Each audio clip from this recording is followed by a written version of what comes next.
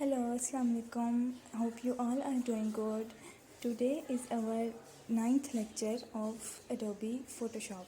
अच्छा, previous lecture में हमने फ़ोटोशॉप स्टार्ट किया था और फ़ोटोशॉप के कुछ टूल्स मैंने आपको सिखाए थे जिनमें था मूव टूल, एक था शेप टूल और ब्रश टूल था और क्रॉप टूल था।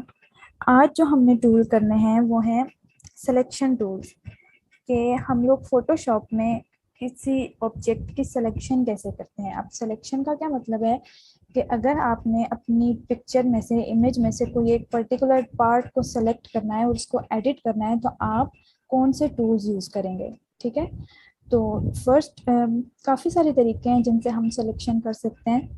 जो फर्स्ट टूल है सिलेक्शन के लिए वो है यहाँ पर, या आप सेकंड रो में जो फर्स्ट वाला टूल है इस पर मैंने राइट क्लिक किया है तो वो मुझे इस पर मैं अपना कर्सर लेकर गई हूँ तो वो मुझे क्या शो कर रहा है, रेक्टेंगुलर मार्की टूल। अगर मैं इस पर राइट क्लिक करती हूँ तो वो मुझे आगे मजीद ऑप्शंस दे रहा है जिसमें है rectangular marquee tool, elliptical marquee tool, single row marquee tool और सिंगल कॉलम मार्की टूल। ठीक है, अब सबसे पहले देखते हैं कि रेक्टेंगुलर मार्की टूल से क्या होता है। ये मैंने सेलेक्ट किया और अपने किसी भी, अगर मैंने कोई इमेज ओपन की हुई है उसमें से मैंने कोई पार्ट सेलेक्ट करना है तो मैं क्या करूँगी, यहाँ पर लाकर जैसे हम शेप ड्रॉ करते थे ना, बिल्कुल उसी तरह यहाँ से मैं एक पार्ट को सेलेक्ट करूँगी। अब ये कोई शेप नहीं है, ये एक मेरे जो पूरा कैनवस था ना उस कैनवस में से सिर्फ इतना सा पार्ट सेलेक्ट हो गया। सेलेक्ट होने का क्या मतलब है कि सिर्फ अब ये वाला पार्ट एक्टिव है, मैं सिर्फ इस पार्ट को एडिट कर सकती हूँ, इसमें कोई चेंजेस कर सकती हूँ या इसको कट कर सकती हूँ, बाकी वाले पार्ट में मैं काम नहीं कर सकती। जैसे मैं ब्रश टूल लेती हूँ, अब देखिए यहाँ पर मैं ड्रॉ कर रही हूँ तो ये ब्रश टूल काम नहीं कर रहा है। अगर मैं यहाँ पर इसके अंदर ड्रॉ करती हूँ तो देखें जितना पार्ट मैंने सेलेक्ट किया हुआ था सिर्फ उसी पार्ट के अंदर वो मुझे ब्रश टूल अप्लाई करके दे रहा है। ठीक है, ये है रेक्टेंगुलर मार्की टूल। अब इसके अंदर और भी काफ़ी सारे ऑप्शंस हैं। ये देखें ऊपर ये जो ऑप्शन है ना, ये जो मेन्यू बार है इसके अंदर देखें तो आपके पास ये फर्स्ट पर आपको ये 4 ऑप्शंस नज़र आ रहे हैं। अगर मैं फर्स्ट वाला सिलेक्ट करती हूँ और यहाँ से मैं सिलेक्शन करती हूँ तो देखें ये मैंने एक सिलेक्शन किया है। अगर मैं दूसरा सिलेक्शन करूँगी जो पहले वाली होगी ना वो ख़त्म हो गई है। देखें अब मैं एक और सिलेक्शन करूँगी तो पहले वाली ख़त्म हो गई है। ये होता है न्यू सिलेक्शन के लिए, अगर आपने न्यू सिलेक्शन करनी है। ये वाला बटन, जो दूसरा वाला बटन है वो है ऐड सिलेक्शन। अब फॉर एग्जांपल मैंने ये सिलेक्शन की हुई है,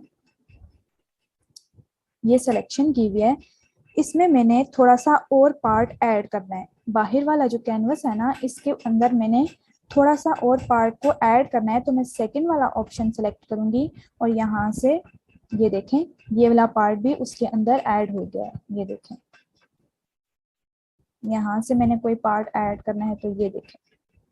ठीक है, इस तरह आप ऐड कर सकते हैं। जो थर्ड वाला टूल है, थर्ड वाला ऑप्शन है वो है सब्ट्रैक्ट का। अब जैसे मैंने ये सिलेक्शन की हुई है, अब मैंने सिलेक्शन ज़्यादा कर दिया है, अब मुझे इसके अंदर अंदर से थोड़ा सा पार्ट नहीं चाहिए तो मैं क्या करूँगी, इस वाले ऑप्शन को सिलेक्ट करके अगर मुझे यहाँ से कोई पार्ट नहीं चाहिए मैं यहाँ से ये सिलेक्ट करूँगी तो वो देखें उसने उसके अंदर से सब्ट्रैक्ट कर दिया है। ये देखें, ये अब मुझे ये वाला कॉर्नर नहीं चाहिए तो मैं इसको सेलेक्ट करूँगी और ये डीसेलेक्ट हो गया है। ये देखें सब्ट्रैक्ट हो गया इसके अंदर से, जैसे पाथ फाइंडर में हम करते थे ना, ये पाथ फाइंडर की तरह ही आइकन्स बने हुए हैं। ठीक है, ये था सब्ट्रैक्ट का। अब फोर्थ वाला ऑप्शन जो है वो है इंटरसेक्ट। इंटरसेक्ट का क्या मतलब है कि मैंने बहुत सारी, जैसे फॉर एग्जांपल मैंने बहुत सारी सिलेक्शंस की हुई हैं, ये इनमें से मुझे एक कोई एक पार्ट चाहिए तो मैं क्या करूँगी, इंटरसेक्ट को लेकर जो वाला जोन सा पार्ट मैंने सेलेक्ट किया हुआ है सिर्फ वो वाला पार्ट मेरे पास रहेगा और बाकी वाले खत्म हो जाएंगे। ये देखें मुझे सिर्फ ये दो चाहिए, अगर मैं इन दोनों को ऐसे करूंगी सेलेक्ट करूंगी तो ये बाकी वाले जो पार्ट है बाहर वाला वो डीसेलेक्ट हो जाएगा। ठीक है, ये 4 ऑप्शंस हैं सिलेक्शन में, ये सारी सिलेक्शंस में ये ऑप्शंस आ रहे होते हैं। ठीक है, उसके बाद अच्छा, ये मैंने एक सिलेक्शन बनाई। अब अगर इसके ऊपर रखकर मैं राइट क्लिक करूंगी तो मेरे पास और मजीद ऑप्शंस आ रहे हैं इसके अंदर। ठीक है, आपने इस बात का ध्यान रखना है कि आपने कोई और टूल सेलेक्ट करके राइट क्लिक नहीं करना, यही वाला टूल सेलेक्टेड होगा तब आपके पास ये वाले ऑप्शंस आएंगे। अगर मैं ये वाला अगर मैं ये सिलेक्शन करके अगर मैं मूव टूल से राइट क्लिक करती हूँ तो मेरे पास जो ऑप्शंस आएंगे वो ऑप्शंस दे ही नहीं रहा। ठीक है, तो इसी वाले टूल से मैं राइट क्लिक करूंगी तो ये देखें फर्स्ट ऑप्शन है डी सेलेक्ट। डी सेलेक्ट का क्या मतलब है कि आपकी सिलेक्शन डी सेलेक्ट हो जाएगी, डिलीट हो जाएगी। और सेकंड वाला ऑप्शन है सेलेक्ट इनवर्स। अब सेलेक्ट इनवर्स का क्या मतलब है, एक सेकेंड। सेलेक्ट इनवर्स का मतलब है कि जो मैंने पार्ट सेलेक्ट किया है ये उसको इन्वर्स कर देगा। अब यहाँ से मैं इसको सेलेक्ट इन्वर्स करती हूँ तो आप देखें कि इसने पूरे कैनवस में कि पूरे कैनवस की जो बाउंड्री है ना इस पे वो मुझे डॉटेड लाइंस शो कर रहा है। इसका क्या मतलब है कि अब जो मेरा एक्टिव पार्ट है वो ये है इनवर्स वाला। जो पार्ट मैंने सेलेक्ट किया था वो वाला अब एक्टिव नहीं है। ठीक है, अगर मैं इसके अंदर ब्रश टूल यूज करती हूँ यहाँ से तो देखें ये बाहर मेरा ब्रश टूल काम कर रहा है, इसके अंदर काम नहीं कर रहा। ये देखें, ये देखें। ठीक है, तो सेलेक्ट इनवर्स से ये होता है कि आपने अगर अपनी सिलेक्शन को इन्वर्स करना है तो आप सेलेक्ट इनवर्स से कर सकते हैं। ठीक है, थर्ड ऑप्शन है फेदर। फेदर क्या होता है, अगर मैं यहाँ से छोड़ें यहाँ पे ये देखें ये फेदर का ऑप्शन ऊपर भी है। अगर मैं यहाँ से फेदर को थोड़ा सा ज़्यादा कर दूँ 30% कर पिक्सल्स कर दूँ और इस सिलेक्शन के अंदर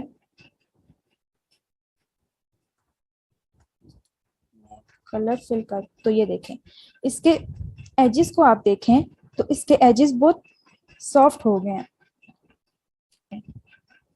अगर मैं फेदर 0 कर दूं यहाँ से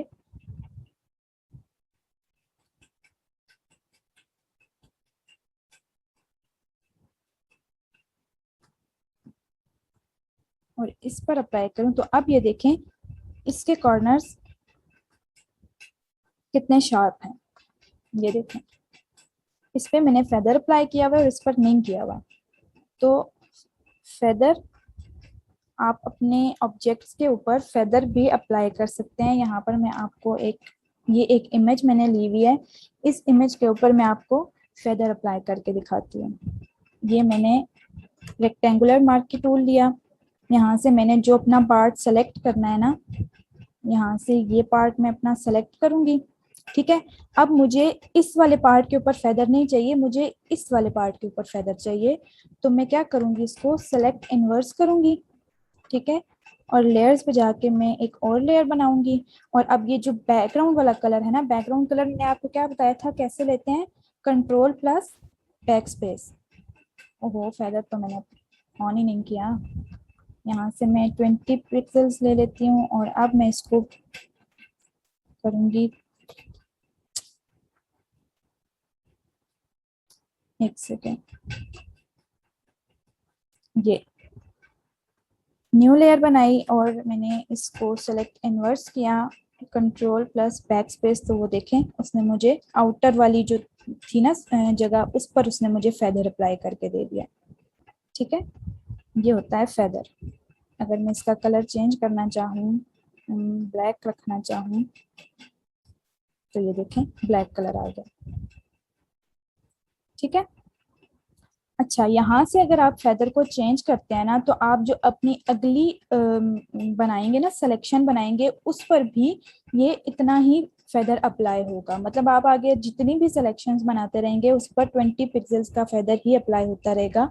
तो अगर आप चाहते हैं कि ये फेदर मतलब सिर्फ एक ही सिलेक्शन पर अप्लाई हो तो आप ये करके राइट क्लिक करके यहाँ से फेदर को चूज करके यहाँ से अपना पिक्सल्स इसका सेट कर सकते हैं। तो वो सिर्फ इसी के ऊपर अप्लाई होगा, बाकी आगे आप जितनी भी सिलेक्शंस करेंगे उसके ऊपर फेदर अप्लाई नहीं होगा। ठीक है, इसको 0 कर देती हूँ। अच्छा, उसके बाद इसके अंदर इस पर मैं राइट क्लिक करती हूँ तो सेकंड वाला जो ऑप्शन है वो है एलिप्टिकल मार्की टूल। एलिप्टिकल से वही वही सारा कुछ होता है, बस ये कि शेप चेंज है। आप इसमें राउंड सिलेक्शन कर सकते हैं। अगर आपने किसी राउंड ऑब्जेक्ट का की सिलेक्शन करनी है तो आप एलिप्टिकल मार्की टूल यूज कर सकते हैं। बाकी सारे इसमें वही वाले ऑप्शंस हैं, यहाँ से आप ऐड कर सकते हैं जितनी भी आपने सिलेक्शन ऐड करनी है। उसके बाद आप सब्ट्रैक्ट कर सकते हैं ये, उसके बाद इंटरसेक्ट कर सकते हैं ये देखें, ठीक है। फेदर भी इसमें अप्लाई कर सकते हैं। बस इस टूल में यही सब कुछ था, ठीक है। ये था रेक्टेंगुलर मार्की और एलिप्टिकल मार्की। अब नेक्स्ट जो टूल है वो है लेसो टूल। यहाँ पर मूव टूल के नीचे आपको एक आइकन नजर आ रहा होगा। इस पर जब मैं अपना माउस लेकर जा रही हूँ तो वो मुझे क्या शो कर रहा है, पॉलीगोनल लेसो टूल। इस पर मैंने राइट क्लिक किया तो यहाँ पर देखें आपको 3 टाइप्स नजर आ रही हैं लेसो टूल की। फर्स्ट है लेसो टूल, सेकंड है पॉलीगोनल लेसो टूल और थर्ड है मैग्नेटिक लेसो टूल। सबसे पहले देखते हैं कि लेसो टूल से क्या होता है। अब जो लेसो टूल है ना, वो आपका एक फ्री हैंड सिलेक्शन टूल है। मतलब अभी तक मैं आपको जो सिलेक्शन सिखा रही थी वो था, मतलब हम उसमें या तो हम रेक्टेंगल में उसको सेलेक्ट कर सकते थे या फिर सर्कल में या एलिप्स में। लेकिन जो लेसो टूल है ना, उसमें आप फ्री हैंड सिलेक्शन कर सकते हैं। ये जैसे हम पेंसिल से ड्राइंग करते हैं ना, इसको आपने क्लिक करके जब तक आपकी सिलेक्शन खत्म ना हो जाए आपने माउस छोड़ना नहीं है, ठीक है। बटन आपने छोड़ना नहीं है। ये देखें, ये उसने मुझे सिलेक्शन करके दे दिया, ये देखें। लेकिन ये वाला टूल इतना ज्यादा यूज नहीं होता है। वो क्यों यूज नहीं होता है मैं आपको बताती हूँ। ये देखें, ये एक एप्पल है, पिक्चर है। मैं चाहती हूँ कि इस एप्पल को मैं सेलेक्ट कर लूँ, ठीक है। तो अगर मैं इस एप्पल को लेसो टूल से सेलेक्ट करूंगी, फ्री हैंड सिलेक्शन करूंगी, तो देखें वो बिल्कुल एक्यूरेट सिलेक्शन नहीं दे रहा है। मेरा माउस बार बार हिल जाता है और ये देखें सिलेक्शन तो हो गई है लेकिन एक्यूरेट नहीं हुई, ये देखें। इसलिए ये वाला टूल इतना ज्यादा यूज नहीं होता है, ठीक है।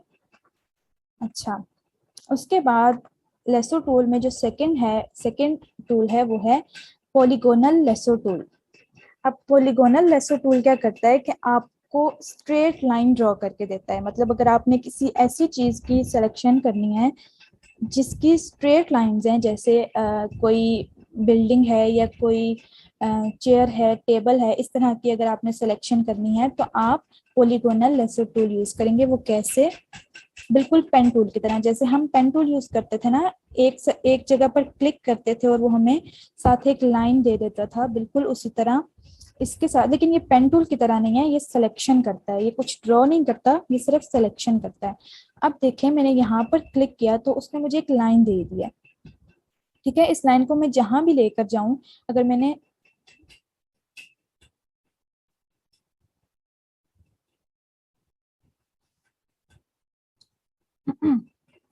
अच्छा, यहाँ से मैंने ड्रॉ किया, ये देखें जहां भी मैं उस लाइन को लेकर जाके क्लिक करती हूँ वो उतना पार्ट सेलेक्ट कर देता है। और बिल्कुल पेन टूल की तरह ही आपको इसका जो लास्ट वाला पॉइंट होगा ना, वो फर्स्ट वाले पॉइंट के साथ जाकर मैच करना होगा, तभी आपकी एक सिलेक्शन होगी। ये देखें, ठीक है।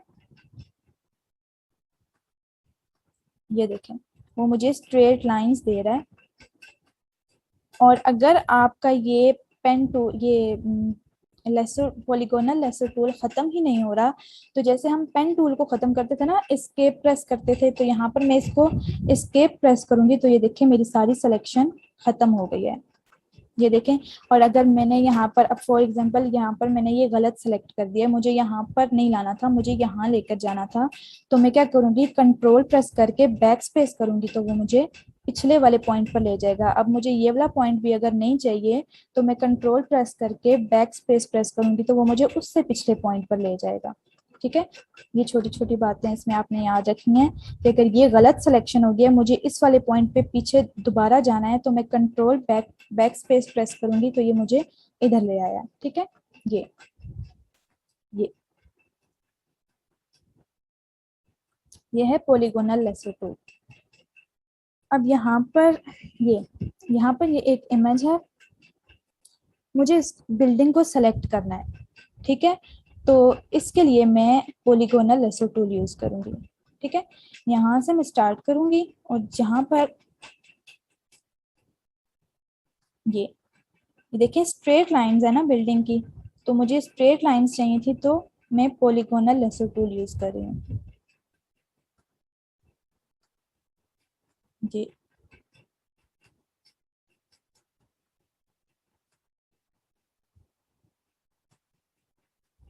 ये बिल्डिंग तो सिलेक्ट हो गई है, लेकिन मुझे इसके फर्स्ट पॉइंट पर जाकर इसको खत्म करना है। तो मैं यहाँ से इसको यहाँ ले जाऊंगी और यहाँ से इसको यहाँ, ये फर्स्ट पॉइंट यहाँ से स्टार्ट किया था ना, यहाँ पर इसको मैं खत्म कर दूंगी। तो ये देखें मेरी जो बिल्डिंग थी वो सिलेक्ट हो गई है।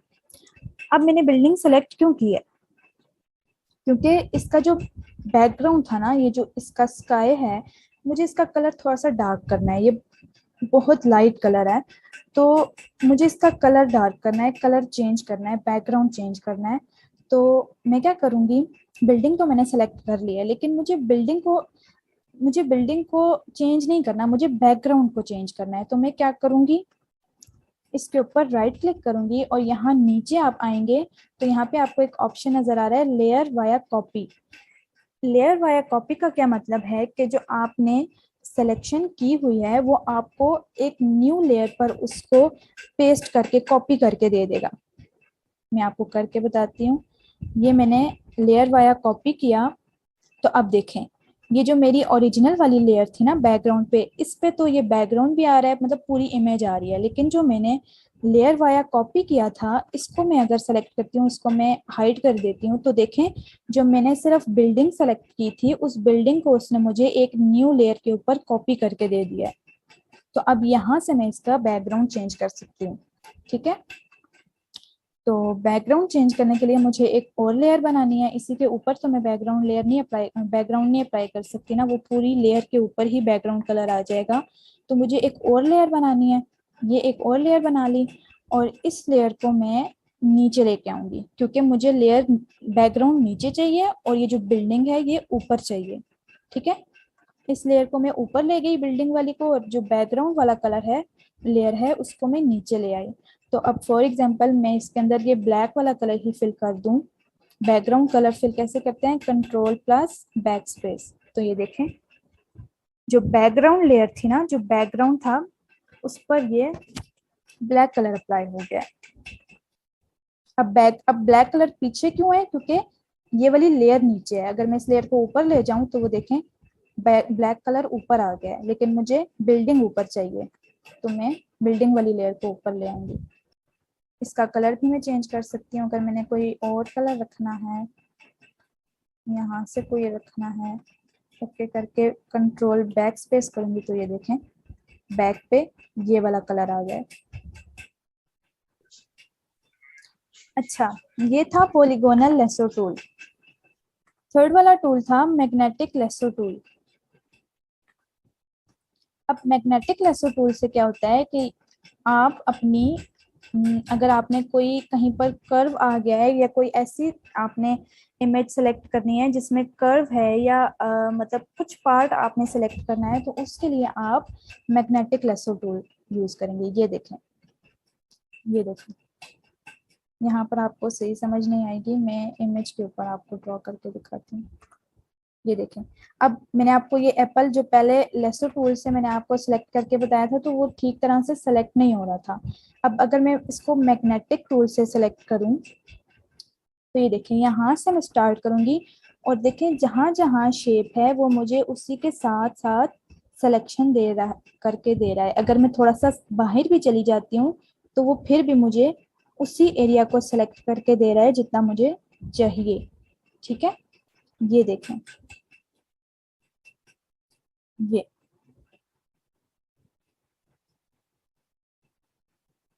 मैं सिर्फ इसको मूव कर रही हूँ माउस से। ये अब यहाँ पर लाके मैं इसको क्लिक करूंगी तो ये देखें मेरे पास एप्पल की सिलेक्शन आ गई है जैसे मुझे चाहिए थी, ठीक है। अब आप अब आप यहाँ पर देखें तो यहाँ पर आप देखें तो इसकी विड्थ दी हुई है 5 पिक्सल्स, मतलब कि ये मुझे 5 पिक्सल्स के उस पर डिस्टेंस पर मुझे ये सिलेक्शन करके दे रहा है। मैं अपना माउस 5 पिक्सल्स पर या 5 पिक्सल्स के अंदर अंदर जब लेकर जा रही हूँ, मतलब अब देखें यहाँ पर मिला रही हूँ तो वो मुझे 5 पिक्सल्स के अंदर अंदर सेलेक्ट करके दे रहा है। ये देखें, अगर मैं यहाँ से पिक्सल इसके ज़्यादा कर देती हूँ, 10 कर देती हूँ, और अब मैं सेलेक्ट करूँ तो देखें वो मुझे 10 पिक्सल्स पर सेलेक्ट करके दे रहा है। अगर माउस थोड़ा सा बाहर भी चला जाता है, ये देखें, तो वो मुझे उसी 10 पिक्सल्स के अंदर ही वो सिलेक्शन कर रहा है। ये देखें,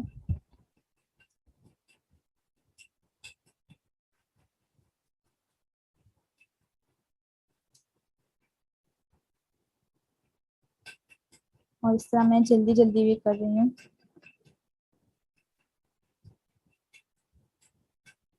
ये ओ,